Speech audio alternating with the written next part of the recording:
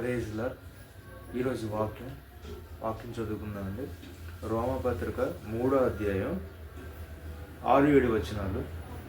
ఆ ప్రకారమే క్రియలు లేకుండా దేవుడు ఎవరిని నీతిమంతులుగా ఉంచునో ఆ మనుష్యుడు ధన్యుడని దావీదు కూడా చెప్పుచున్నాడు. ఎలాగనగా తన అతిక్రమములను పరిహారము పొందినవాడు, తన పాపమునకు ప్రాయశ్చిత్తం నొందినవాడు ధన్యుడు. సో ఏంటండి ఈరోజు వాక్యం? మనకి క్రియలు లేకుండా దేవుడు ఎవరిని నీతిమంతుడిగా ఎంచబడతాడో వాడు ధన్యుడని దేవుడు చెప్పుకున్నాడు. దేవుడితో పాటు మనకి దావీదు కూడా చెప్తున్నాడు అనమాట. సో అది ఎలాగనేది కూడా మనకి వివరించారండి ఇక్కడ. తన అతిక్రమములు పరిహారం పొందినవాడు, తన పాపను ప్రాయశ్చిత్తం పొందినవాడు.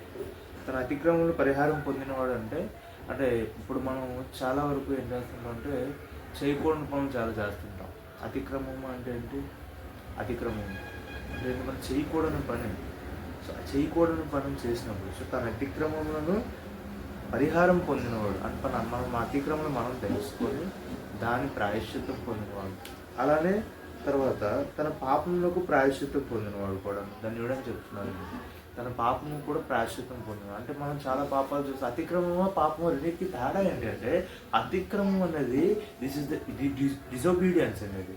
డిజోబీడియన్స్ అంటే మనకు కొన్ని కమాండ్మెంట్స్ ఉన్నాయి, 10 ఆజ్ఞలు ఉన్నాయి. మనకి యేసుప్రభు గారు మనకు చెప్పిన 10 ఆజ్ఞలు ఉన్నాయి. ఆ 10 ఆజ్ఞలకి ఎవరైతే దానికి విరుద్ధంగా వ్యతిరేకంగా ఎవరైతే ఉంటుంటారో అది అతిక్రమణ. మనకి తెలుసు, మనకి సత్యం తెలుసు, మనకి వాక్యం తెలుసు, మనకి సమాధానకర్త మన దేవుడి యొక్క మహిమ మనకు తెలుసు. అయినప్పటికీ మనం వాటిని మీరితే అది అతిక్రమం. ఆ అతిక్రమం పొందినప్పుడు ఒకవేళ మనం వాటిని ఉల్లంఘించినప్పటికీ కూడాను మనం దాన్ని ఏంటంటే తెలుసుకొని రియలైజేషన్ అయ్యి అది చేయకూడదు అని మనం తెలుసుకుంటే అక్కడ ఒకటి అంటే మనం తెలుసుకునేటప్పుడు ఒకటి దేవుడైతే మనం దాన్ని తీర్చిదిద్దారంటే మన పాపాలు, తెలిసి చేసిన పాపాలు, తెలియక చేసిన పాపాలు ఏవైతే ఉన్నాయో పాపాలన్నిటి కూడా ప్రాయశ్చిత్తం పొందాలి.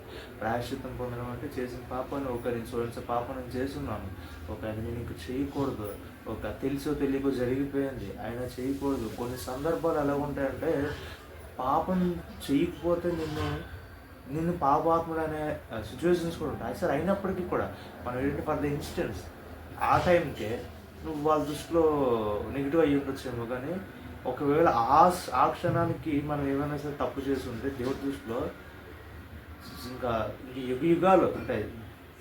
మనం ఉన్నప్పటికీ అంత కూడా మన భూమి మీద ఉన్నంతకాలం కూడా మనం పాపాత్మలు అని చెప్పి దేవుడి దృష్టిలో ఉండిపోతామండి. సో లాంగ్ టర్మ్ కన్నా షార్ట్ టర్మ్ మనం నిండిపోతున్న వల్ల తప్పులేదు. సో లోకం దృష్టిలో మనం చిన్న తప్పు చేసినా లోకం దృష్టిలో మనం వాళ్ళ ముందు మనం కొంచెం తగ్గి ఉన్నా మనకి నష్టం లేదు. సో మనకి తగ్గింపు కలిగిన జీవితం క్రైస్తవుడు.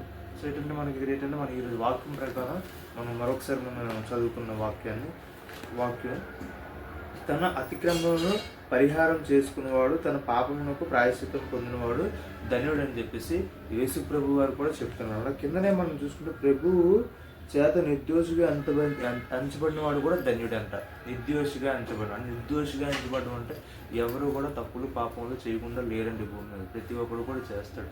సో మన పాప పరిహారార్థమే దేవుడు మన దగ్గరికి వచ్చి భూమి మీదకి వచ్చి ఆయన రక్తాన్ని చిందించి సో నీ కోసం నా కోసం ఈ భూమి మీద 33.5 సంవత్సరాలకి ఆయన సిలువనెక్కి రక్తం కాల్చి శరీరాన్ని చెదగొట్టుకున్న వ్యక్తి అండి ఆయన. మన మానవ రూపాన్ని వచ్చిన వ్యక్తి అండి అతను. కానీ మనం మాట్లాడుకోవడానికి భూమి మీద ఉన్నప్పుడు 33 సంవత్సరాల వ్యక్తి అయినప్పటికీ ఆయన పరలోక కుమారుడండి. సో అటువంటి వ్యక్తి కోసం మనం ఏంటంటే మనందరం కూడా స్వార్థపూరితమే. మనందరికీ కూడా పరలోక రాజ్యం కావాలి. కాబట్టి మనంతా కూడా ఇదంతా చేస్తున్నాం. సో భూమి మీద పుట్టి ఉన్న 50, 60, 70 సంవత్సరాలు కూడా మనం నీతిగా ఇంటిగ్రేటెడ్గా ఉంటే సో దేవుడు మనల్ని కూడా నీతిమంతులుగా ఎంచబడతాడు. Praise Lord. Thank you.